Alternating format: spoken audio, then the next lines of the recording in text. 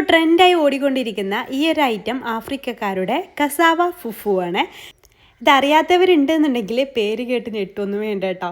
നമ്മുടെ കപ്പ വെച്ചിട്ടാണ് ഈ ഒരു ഐറ്റം ഉണ്ടാക്കിയെടുക്കുന്നത്. ഉണ്ടാക്കാൻ വളരെ സിമ്പിളാണ്. അപ്പോൾ കപ്പ ഇഷ്ടപ്പെടുന്നവരൊക്കെ ഒരു തവണയെങ്കിലും ഒന്ന് ട്രൈ ചെയ്ത് നോക്കേണ്ട ഒരു ഐറ്റമാണ് കേട്ടത്.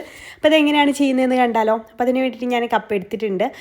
ഇതിൽ കാണുന്ന ചെറിയ 2 കപ്പ് വെച്ചിട്ടാണ് ഞാനിത് റെഡിയാക്കി എടുക്കാൻ പോകുന്നത്. അപ്പോൾ ഇതിൻ്റെ തൊലിയൊക്കെ കളഞ്ഞിട്ട് നമുക്ക് ചെറിയ പീസായിട്ട് കട്ട് ചെയ്തിട്ട് കൊണ്ടുവരാം. അപ്പോൾ ഞാൻ ഇതുപോലെ കട്ട് ചെയ്തെടുത്തിട്ടുണ്ടെങ്കിൽ നമുക്കിതൊരു മിക്സിയുടെ ജാറിലേക്ക് അങ്ങ് ഇട്ട് കൊടുക്കാം. ഇതിലേക്ക് എക്സ്ട്രാ വേറെ ഇൻഗ്രീഡിയൻറ്റിൻ്റെ ആവശ്യമില്ല കേട്ടോ. ഇതിലേക്ക് അത് മുഴുവൻ ഇട്ട് കൊടുത്തതിന് ശേഷം ആവശ്യത്തിനുള്ള ഉപ്പും കുറച്ച് വെള്ളവും ചേർത്തിട്ട് നന്നായിട്ട് ഫൈനായിട്ടൊന്ന് അരച്ചെടുക്കുക. ഇത്രയും ഇൻഗ്രീഡിയൻസ് ഇതിലേക്ക് നമ്മൾ ചേർക്കുന്നുള്ളൂ. എന്നിട്ട് നമുക്ക് നല്ല ചൂട് കട്ടിയുള്ള ഒരു പാനിലേക്ക് ഇതങ്ങ് ഒഴിച്ചു കൊടുക്കാം. പിന്നെ ആവശ്യത്തിനുള്ള വെള്ളം, ഈ മിക്സി ഒന്ന് ചുഴറ്റിയിട്ട് അതിലേക്കുള്ള വെള്ളമൊക്കെ ഒഴിച്ചു കൊടുക്കാം. ആവശ്യത്തിനുള്ള വെള്ളം ഇപ്പോൾ തന്നെ ചേർത്ത് കൊടുക്കുക കേട്ടോ. ഈ ഒരു രീതിയിൽ ഇത്രയും കട്ടിക്കാണ് ഞാൻ ചെയ്തെടുക്കുന്നത്. ഈ ഒരു വെള്ളം ഒഴിച്ചു കൊടുത്തിട്ടുണ്ട്. തീരെ വെള്ളം ഇല്ലാണ്ടാവരുത്. അപ്പോൾ അത് അടിക്ക് പിടിക്കുകയൊക്കെ ചെയ്യും കേട്ടോ. അല്ലെങ്കിൽ ഇടയ്ക്കൊക്കെ വെള്ളം ചേർത്ത് കൊടുക്കേണ്ടി വരും. അപ്പോൾ ആദ്യം തന്നെ കുറച്ചധികം വെള്ളം തന്നെ ചേർത്തിട്ട് ഇതുപോലെ ചെറിയ തീയിലിട്ടിട്ട് നന്നായിട്ട് ഇളക്കിയിട്ട് ഇത് കുറുക്കിയെടുക്കണം. അടിക്ക് പിടിക്കാതെ ശ്രദ്ധിക്കണം കേട്ടോ. നന്നായിട്ട് തന്നെ ഇളക്കിക്കൊണ്ടേ ഇരിക്കണം. അപ്പോൾ അതങ്ങനെ കുറുകി വരുന്നുണ്ട്.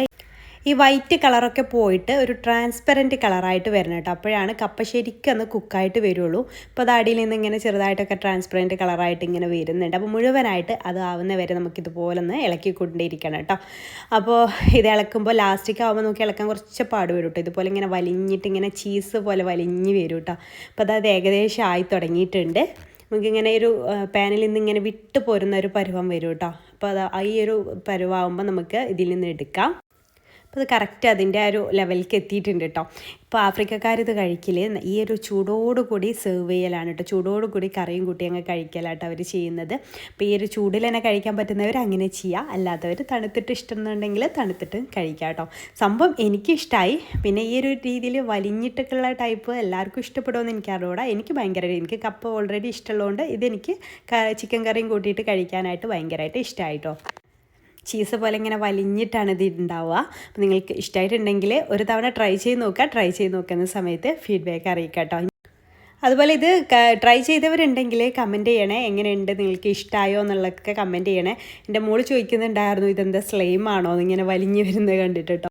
ഇത് കണ്ടിട്ട് നിങ്ങൾക്ക് ട്രൈ ചെയ്യണമെന്ന് തോന്നുന്നുണ്ടെങ്കിൽ ട്രൈ ചെയ്യാൻ മറക്കരുത് കേട്ടോ. ഇൻഷാല്ലാ പുതിയൊരു നല്ല റെസിപ്പി ആയിട്ട് നമുക്ക് അടുത്തൊരു ദിവസം കാണാം. അതുവരെയും ബൈ. താങ്ക്